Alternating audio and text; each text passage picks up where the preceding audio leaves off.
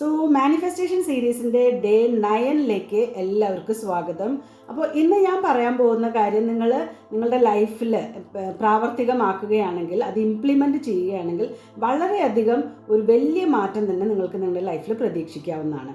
എന്താണെന്ന് വെച്ചിട്ടുണ്ടെങ്കിൽ ഞാൻ മുൻപുള്ള സീരീസിലൊക്കെ പറഞ്ഞു, നമ്മളെപ്പോഴും I deserve, I M worthy എന്നുള്ളത് നമ്മൾ ബിലീവ് ചെയ്യണം. അതായത് എനിക്ക് അതിനുള്ള മൈൻഡ് പവർ ഉണ്ട്, അതിനുള്ള കഴിവുകളുണ്ട്, അതിനുള്ള ഓപ്പർച്യൂണിറ്റീസ് എന്നിലേക്ക് അടുക്കുന്നതായിരിക്കും എന്നുള്ള ഒരു ബിലീഫ് നിങ്ങൾക്ക് എപ്പോഴും ഉണ്ടാകണം. ഐ ഡിസേർവ് ഇറ്റ് എന്ന് നിങ്ങൾ എപ്പോഴും അഫേം ചെയ്യുകയും വേണം. അങ്ങനെ അത് ചെയ്തുകൊണ്ടിരിക്കുമ്പോൾ തന്നെ നിങ്ങൾ എടുക്കേണ്ട ഫസ്റ്റ് സ്റ്റെപ്പ് എന്ന് പറയുന്നത് സ്മോൾ ആക്ഷൻസ് എടുക്കുക. അതായത് എന്താണോ നിങ്ങൾക്ക് ഇപ്പോൾ നിങ്ങളുടെ കയ്യിലുള്ള കഴിവ്, ആ കഴിവുകൾ വെച്ചിട്ട് ചെറിയ ഗോൾസ് ഉണ്ടാക്കുക.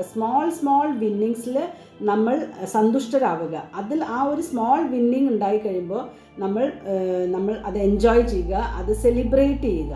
അതല്ലാതെ right opportunities, right time, right moment, right people ഇതെല്ലാം വന്നു കഴിഞ്ഞിട്ടാണ് I am going to take action എന്ന് പറഞ്ഞു കഴിഞ്ഞാൽ നമ്മളുടെ ലൈഫിൽ ഒന്നും തന്നെ നമുക്ക് നേടാൻ പറ്റുന്നതല്ല.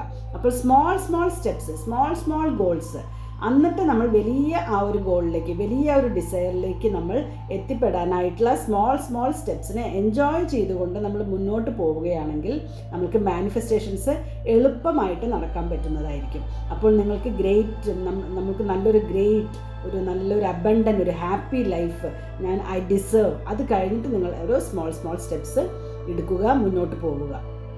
അപ്പോൾ എല്ലാവർക്കും വലിയ വിന്നർ ആവാൻ വേണ്ടിയിട്ടുള്ള ഒരു പ്രചോദനമാണ് ഈ സ്മോൾ വിന്നിങ്സും സ്മോൾ സ്റ്റെപ്സും എന്ന് മനസ്സിലാക്കിക്കൊണ്ട് തന്നെ ഇന്ന് തന്നെ you just take A small action towards your bigger goal. Thank you.